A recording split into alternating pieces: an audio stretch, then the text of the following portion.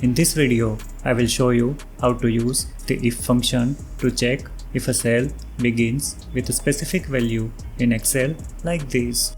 So let's get started. Here in this Excel sheet, I have tracking numbers for various shipments in column B.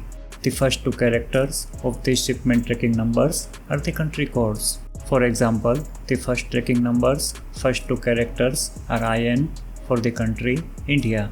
Now, I want Excel to return domestic if the tracking number cell starts with IN and international for every other country code in column C. To do that, I will use the Excel if function. Let's start the formula by typing an equal sign in the target cell. Now type if followed by an opening bracket. The first argument of the if function is the logical condition to check.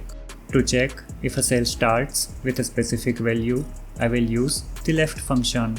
I will select cell B3 as the first argument of the left function and 2 as the second argument because we want the first two characters from cell B3. Now I will compare it with the text IN using the equal to sign to check if the cell starts with these characters.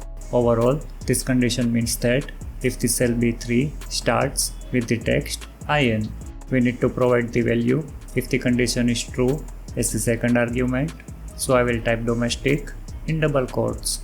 If the cell does not start with the text IN, then I want the cell to have an international value. So I will provide the international value in the double quotes as the third argument.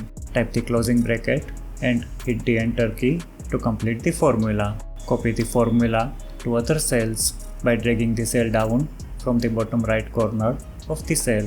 As you can see, if the tracking cell starts with IN, then column C shows the domestic value, and if it does not, then it shows the international value.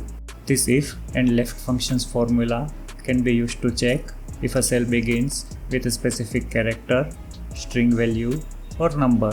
Watch these videos for more Excel tips, tricks, and how-to tutorials. If you find this video useful, please like the video and subscribe to our channel.